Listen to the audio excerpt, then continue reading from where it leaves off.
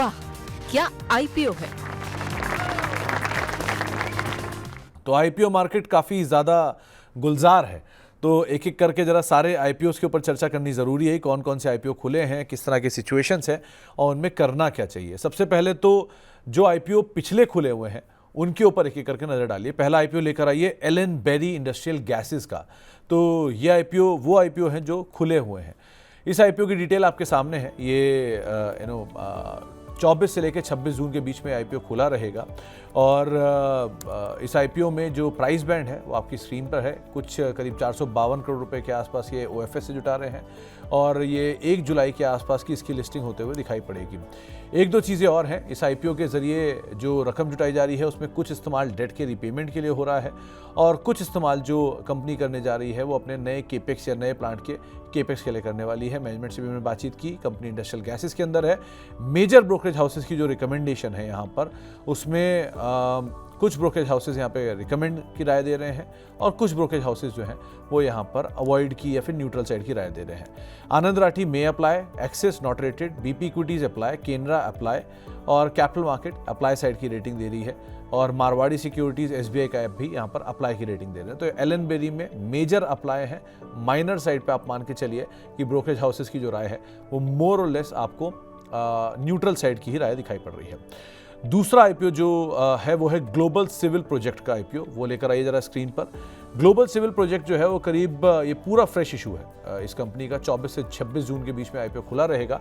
Price band 67 से 71 रुपए के आसपास है। 119 करोड़ रुपए का छोटा आईपीओ है और इस पूरे आईपीओ में जो फंड रेजिंग का इस्तेमाल किया जा रहा है वो इस्तेमाल किया जा रहा है फ्रेश इशू के तौर पर और इस रकम का इस्तेमाल जो कंपनी करने की योजना बना रही है उसमें अपने पहले तो ये कंपनी की जो ऑर्डर बुक है वो करीब 892 करोड़ रुपए के आसपास की है। 14 प्रोजेक्ट इस कंपनी के चल रहे हैं।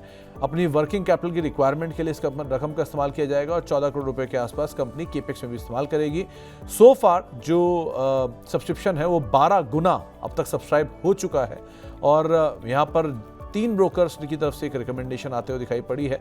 मेजर ब्रोकर्स ने इसमें कुंवर जी की तरफ से अप्लाई है, केनरा बैंक की तरफ से न्यूट्रल है, कैपिटल मार्केट न्यूट्रल है और वेंचुरा सिक्योरिटीज़ भी अप्लाई साइड की यहाँ पर रेटिंग लेकर चल रहे हैं। सो ठीक ठाक साइड पर यहाँ पर भी रिकमेंडेशन आपको दी जा रही है। छोटा आईपीओ इसलिए एक बहुत स्ट्रॉन्ग सब्सक्रिप्शन के नंबर देखने को मिल रहे हैं।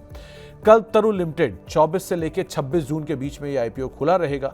कंपनी रियल स्टेट में है, लग्जरी रियल स्टेट के प्रोजेक्ट्स पे डील करती है। 387 से 414 रुपए प्राइस बैंड है। 1590 करोड़ रुपए के आसपास का टोटल इशू साइज है और इसमें मेजरली जो पूरा का पूरा रकम है इसमें रकम जुटाया इन्होंने फ्रेश साइड पे ही आता हुआ दिखाई पड़ रहा है। फ्रेश इशू ही आप इसे कहेंगे, सो ओएफएस नहीं है।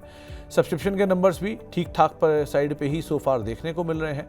जो रकम का इस्तेमाल किया जा रहा है वो कर्ज भुगतान के लिए और केपेक्स के लिए कंपनी अपने करने वाली है। 1192 करोड़ रुपए के आसपास का इस्तेमाल कंपनी यहाँ पर करेगी अपने रकम के भुगतान के लिए, रकम के लिए। ब्रोकरेज हाउसेस के नोट भी आपके सामने आते हुए दिखाई पड़ेंगे किस तरह के यहाँ पर सिचुएशंस हैं, क्योंकि इसमें जो हाल के नंबर्स आए हैं सब्सक्रिप्शन के नंबर वो थोड़े बेटर साइड पे ही हैं, लेकिन मेजर साइड पे जो ब्रोकरेज हाउसेस के नोट्स हैं वो आपको रिकमेंडेशन दे रहे हैं। अब तक ये 33% के आसपास सब्सक्राइब हुआ, यानी कि 0.33 टाइम्स सब्सक्राइब होता हुआ दिखाई पड़ा है। 6 ब्रोकर्स हैं और ज़्यादातर सबकी ही सब्सक्राइब की राय स्टॉक के ऊपर आते हुए दिखाई पड़ी है, जिसमें बजाज फाइनेंशियल ने अप्लाई की रेटिंग दी है, कैपिटल मार्केट अप्लाई बोल रहा है, चॉइस ब्रोकिंग अप्लाई बोल रहा है, डीआर सिक्योरिटीज़ न्यूट्रल रेटिंग है, इंसेक्स सिक्योरिटीज़ अप्लाई बोल रहा है, केआर चॉक्सी न्यूट्रल रेटिंग है, एसबीआई का कैप की तरफ से अप्लाई साइड पर रेटिंग आते हुए दिखाई पड़ रही है। तो यहाँ पर भी मेजर साइड पर ब्रोकरेज अप्लाई साइड की ही रेटिंग आते हुए दिखाई पड़ रही है।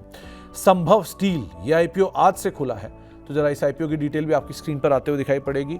आईपीओ स्टील कारोबार में कंपनी कामकाज करती है। 77 से 82 रुपए के आसपास का प्राइस बैंड है। 540 करोड़ रुपए जुटाने की योजना है, जिसमें 440 करोड़ रुपए फ्रेश इशू है और 100 करोड़ रुपए के आसपास का इसमें ओएफएस आता हुआ दिखाई पड़ रहा है। अब तक का जो सब्सक्रिप्शन का नंबर आया है वो ठीक ठाक है, मतलब आप ये कहेंगे कि ओवरऑल नंबर यहाँ पर बेटर साइड पे ही है। कंपनी इस रकम का इस्तेमाल जो करने वाली है उसमें मेजरली ये रीपेमेंट होगा डेट को लेकर, जिसमें 390 करोड़ रुपए के आसपास का डेट जो है उसको चुकाएगी। अब तक का सब्सक्रिप्शन करीब 25% हो चुका है, आज पहला दिन है उसके बावजूद भी। और जो ब्रोकरेज हाउस के नोट हैं उसमें 6 ब्रोकर्स ने सब्सक्राइब साइड की रेटिंग दी है, 1 न्यूट्रल रेटिंग है। एक्सिस कैपिटल नॉन रेटेड है, बीपी सिक्योरिटीज अप्लाई है, केनरा बैंक अप्लाई है, कैपिटल मार्केट न्यूट्रल है, मारवाड़ी सिक्योरिटीज अप्लाई है, एसबीआई कैप अप्लाई है और वेंचुरा की तरफ से भी अप्लाई साइड की रेटिंग आई है। तो मेजर ब्रोकरेज यहाँ पर भी अप्लाई साइड की ही रेटिंग दे रहे हैं। और इसके बाद जो 5वां आईपीओ आया है वो है एचडीबी फाइनेंशियल का। इस साल का मच अवेटेड आईपीओ है, सबसे बड़ा आईपीओ है और एक ह्यूज साइड पे आईपीओ है। एक इंटरेस्टिंग पार्ट, पहले तो 700 से 740 रुपये प्राइस बैंड है, अनलिस्टेड में 1240 पे ट्रेड हो रहा था, तो वहाँ ऑलरेडी डिस्काउंट साइड पर आया है। 12,500 रुपये करोड़ रुपए के आसपास का फंड साइज है और जिसमें फ्रेश इशू 2,500 है और 10,000 करोड़ रुपए के आसपास का ओएफएस है। इस कंपनी का जो रकम का इस्तेमाल है, जो फ्रेश इशू किया जा रहा है, उसमें जो रकम का इस्तेमाल है वो खास तौर से टीयर 1 कैपिटल बेस को इंप्रूव करने के लिए किया जाएगा और बाकी क्योंकि ओएफएस का हिस्सा है तो वो पार्ट भी रहेगा। 2007 में कंपनी की फॉर्मेशन हुई थी, retail focused non banking financial कारोबार के अंदर है और कंपनी आउटसोर्सिंग बीपीओ बिजनेस भी करती है। एंटरप्राइज लेंडिंग जो इन्होंने 2008 से शुरू किया था वो एमएसएमई कस्टमर्स को एक्सपैंड करते हुए दिखाई पड़ती है।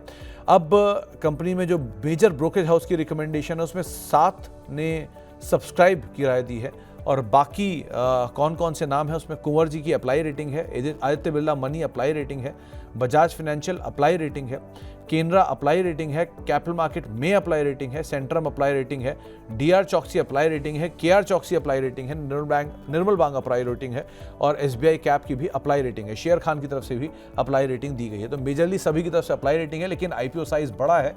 अभी कुछ देर पहले आपको जैन साहब भी कह रहे थे क्योंकि इसमें एचडीएफसी बैंक का पेरेंटेज है इसलिए आप एक बार को अप्लाई कर सकते हो, लेकिन लिस्टिंग गेन के लिए ही अप्लाई करना, लॉन्ग टर्म के लिए आपको शायद आगे चल के नीचे भी मिल सकता है। तो ये 5 ब्रोकरेज हाउस, ये 5 आईपीओज जो अभी खुले हुए हैं, 3 का दूसरा दिन है और 2 का आज पहला दिन है। लेट्स सी क्या नंबर आते हैं, लेकिन सो फार आपके सामने ज़्यादातर जितने भी आईपीओज हैं उनमें सब्सक्रिप्शन के नंबर सबसे अच्छे छोटे आईपीओज में है। बड़े आईपीओज के लिए भी सब्सक्रिप्शन नंबर को थोड़ा और अवेट करना पड़ेगा। आगे भी इस पर हम बातचीत करते रहेंगे, लेकिन अभी के लिए फिलहाल इतना ही और वाक्य आईपीओ को ही समेटते हैं। वाह,